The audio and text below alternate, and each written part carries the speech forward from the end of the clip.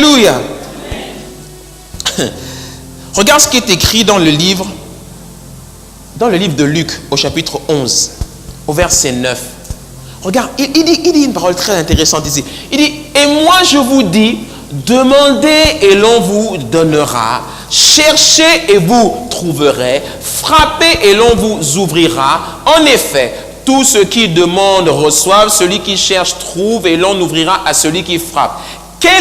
Regarde l'image qu'il te prend. Vous-même, vous êtes père et mère, non? Vous-même, dans vos vies. Il dit, quel père parmi vous donnera une pierre à son fils s'il lui demande du pain? Ou bien s'il demande un poisson, lui donnera-t-il un serpent au lieu d'un poisson? Ou bien s'il demande un œuf, lui donnera-t-il un scorpion? Si donc mauvais, vous êtes mauvais vous-même, parce que le cœur de l'homme est tortueux par-dessus tout. Vous êtes mauvais. Parce que vous savez donner à manger à vos enfants, mais quand il s'agit de donner à manger, ne serait-ce qu'à ton voisin, tu ne veux pas. Tellement tu es mauvais. Mauvais comme vous êtes. Hein? Mauvais comme vous l'êtes. Vous savez donner de bonnes choses à vos enfants. Le Père Céleste donnera d'autant plus volontiers le Saint-Esprit à ceux qui le lui demandent. Pourquoi le Saint-Esprit? Dites-moi le Saint-Esprit. Parce que le Saint-Esprit est le royaume personnifié sur la terre. C'est pour cela que quand tu donnes ta vie à Jésus, le plus beau cadeau qu'il te fait, c'est le Saint-Esprit. Parce que le Saint-Esprit est la clé du royaume. C'est lui qui est connecté avec le Père tout le temps. Il est le tuyau divin là, qui envoie tout. Donc le Père, il est tellement bon que dès que tu donnes ta vie à Jésus, il te donne le Saint-Esprit.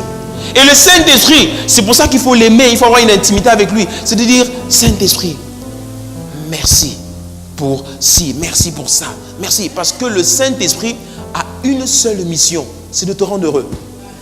Oh, le Saint-Esprit n'a qu'un seul agenda, c'est de te combler, de te rendre heureux. C'est pour ça que quand tu l'attristes, c'est le plus grand blasphème. Comment tu fais du mal à quelqu'un qui veut te rendre heureux? C'est le plus grand péché qui est impardonnable. Il est venu pour ça sur la terre, Dieu le Saint-Esprit, pour nous rendre heureux. C'est pour ça que quand tu es vraiment à terre ou quand tu as un grand besoin, ce qu'il attend de toi, c'est pour ça que Jésus-Christ a dit, quand tu as un besoin, quand tu as un problème, ne va pas te plaindre par-ci et par-là. Va t'enfermer dans ta chambre et tu pries dans le lieu secret parce que c'est là que le Père te voit dans le lieu secret. Tu viens dans le lieu secret et tu dis, Saint-Esprit, j'ai besoin de toi. J'ai un problème, Seigneur, aide-moi. Tu es mon Seigneur et tu es mon Dieu. Ça ne va pas, Seigneur. Tu ne vas pas devant, oh c'est compliqué, tout ça. Non, va devant les gens. C'est pour ça que Jésus-Christ dit, encore quand il fait son discours de politique générale, il dit, quand tu jeûnes, ne montre pas aux gens que tu es en train de jeûner. Parfume-toi. Montre que tout va bien. Personne ne doit savoir que tu es en jeûne et que tu es en secret avec ton Dieu en ce moment. Il dit, parfume-toi.